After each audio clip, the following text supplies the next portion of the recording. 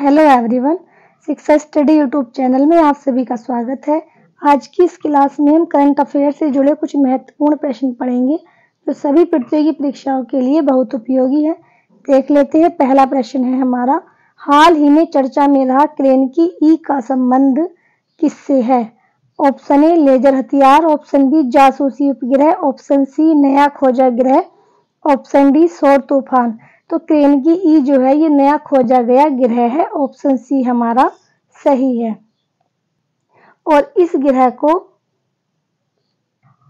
Johnson भी कहते हैं। और यह जो ग्रह खोजा गया है ये जेम्स वेब टेलीस्कोप द्वारा खोजा गया है। अगला प्रश्न देख लेते हैं। अगला प्रश्न है हमारा, हाल ही में भारत की आदिवासी कला परंपराओं को प्रदर्शित करने वाली स्वदेश नामक प्रदर्शनी का आयोजन कहाँ हुआ है? Option A Japan, option B Bhutan, option C UAE, option D USA.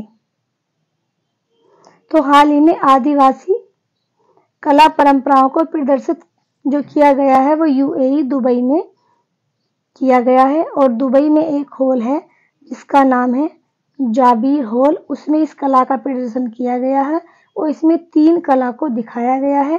पहली कला थी मंजूषा कला जो बिहार की है, सेकंड थी मिथिला पेंटिंग जो बिहार की है और थर्ड थी बर्ली पेंटिंग जो महाराष्ट्र की है।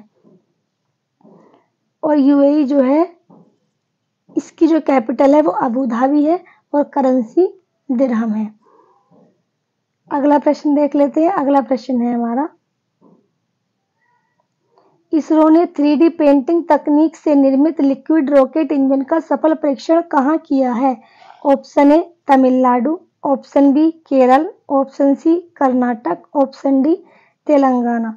तो इसरो द्वारा 3D पेंटिंग तकनीक रॉकेट इंजन का जो सफल परीक्षण किया गया है वो तमिलनाडु के महेंद्रगिरी में किया गया है और इस रॉकेट का नाम है PS4।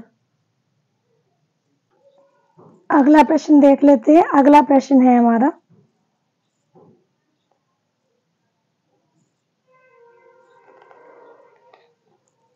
हाल ही में पेरिस ओलंपिक 2024 के लिए क्वालिफाई करने वाले पहले भारतीय पुरुष पहलवान कौन बने हैं? Option A Kami Rita Sherpa, option B Aman Sehrawat, option C Vinesh Phogat, option D Hardik Pandya.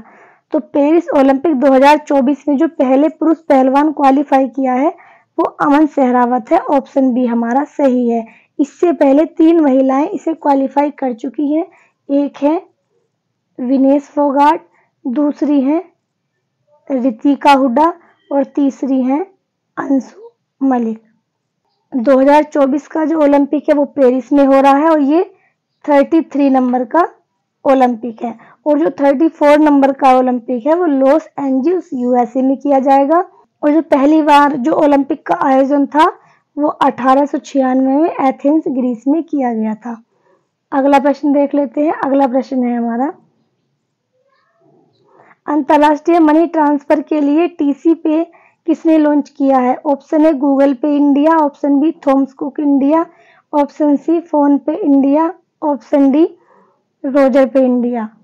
तो मनी ट्रांसफर के लिए टीसी पे जो लॉन्च किया है वो थॉमस कुक इंडिया द्वारा किया गया है। ऑप्शन बी हमारा सही है। अगला प्रश्न देख लेते हैं। अगला प्रश्न है हमारा, हाल ही में अंतर्राष्ट्रीय प्रौद्योगिकी दिवस कब मनाया गया है? ऑप्शन ए 9 मई, ऑप्शन बी 10 मई, ऑप्शन सी 11 मई, ऑप्शन बी ऑप्शन डी 12 मई। तो हाल ही में जो अंतर्राष्ट्रीय प्रौद्योगिकी दिवस है वो 11 मई को मनाया गया है। ऑप्शन सी हमारा सही है। और ये जो पहली बार मनाया गया था वो 1999 में मनाया गया था। और जो इसकी थीम है वो है सस्टेनेबल फ्यूचर के लिए ग्रीन टेक्नोलॉजी। अगला प्रश्न देख लेते हैं। अगला प्रश्न है हमारा, हाल ही में अंतर्राष्ट्रीय क्रिकेट से संन्यास की घोषणा करने वाले जेम्स एंडरसन का संबंध किस देश से है? Option A Serbia, option B England, option C Ukraine, option D Syria. तो हाल ही में अंतर्राष्ट्रीय क्रिकेट से जो संन्यास की घोषणा की गई है जेम्स एंडरसन द्वारा वो इंग्लैंड के रहने वाले हैं। ऑप्शन बी हमारा सही है। और ये जेम्स एंडरसन जो है ये फास्ट बॉलर हैं। और साथ रहने वाले विश्व के सबसे तेज गेंदबाज भी जेम्स एंडरसन ही है। अगला प्रश्न देख लेते हैं। अगला प्रश्न है हमारा, हाल ही में बीएसएनएल ने पूरे भारत में 4G सेवाएं कब प्रारंभ करने की घोषणा की है? मई 2024, जून 2024, जुलाई 2024, अगस्त 2024। तो बीएसएनएल ने पूरे भारत में 4G सेवाएं प्रारंभ करने की घोषणा की है अगस्त 2024 तक। बीएसएनएल ने कहा है कि अगस्त 2024 तक पूरे भारत में 4G सेवाएं उपलब्ध हो जाएंगी। ये थे हमारे आज की करंट अफेयर के प्रश्न। अब कल की करंट अफेयर के प्रश्नों का हम रिवीजन कर लेते हैं। पहला प्रश्न है हमारा, हाल ही में खबरों में रहा सिंकुला पास किस राज्य में स्थित है? तो ये हिमाचल प्रदेश में स्थित है। ऑप्शन डी हमारा सही है। अगला प्रश्न देख लेते हैं। अगला प्रश्न है हमारा, वैश्विक डिजिटल भुगतान प्लेटफॉर्म वीजा ने किसे भारत के नए कंट्री मैनेजर के रूप में नियुक्त किया है? तो ये सुजॉय रैना को किया है। ऑप्शन बी हमारा सही है। अगला प्रश्न देख लेते हैं। अगला प्रश्न है हमारा, उज्जीवन स्मॉल फाइनेंस बैंक के एमडी और सीईओ के रूप में किसे नियुक्त किया गया है? तो ये संजीव नोटियाल को किया गया है। ऑप्शन बी हमारा सही है। अगला प्रश्न देख लेते हैं। अगला प्रश्न है हमारा, 46वीं अंटार्कटिक संधि परामर्शदात्री बैठक का आयोजन किस शहर में किया जाएगा? तो ये कोच्चि में किया जाएगा। ऑप्शन बी सही है। अगला प्रश्न देख लेते हैं। अगला प्रश्न है हमारा, कुश्ती की वैश्विक संचालन संस्था ने किस भारतीय रेसलर पर बैन लगा दिया है?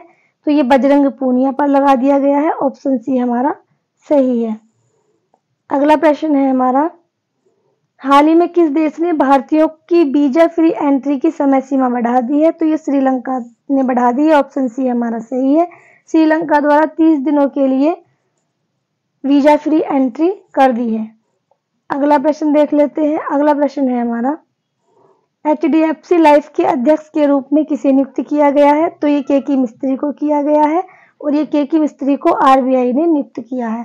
अगला प्रश्न देख लेते हैं। अगला प्रश्न है हमारा, हाल ही में भारत ने हाल ही में किस देश से अपने सैन्य कर्मियों को वापस बुला लिया है? तो ये मालदीव से बुला लिया है। ऑप्शन ए हमारा सही है।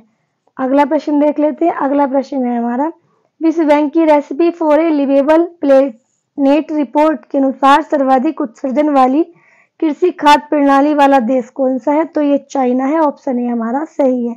इसमें दूसरा स्थान ब्राजील का है और तीसरा स्थान भारत का है। अगला प्रश्न देख लेते हैं। अगला प्रश्न है हमारा, हाल ही में चाड के नए राष्ट्रपति किसे नियुक्त किया गया है? तो ये इद्रिस डेबी को किया गया है। ऑप्शन सी हमारा सही है। ये थे हमारे कल के करंट अफेयर के प्रश्न।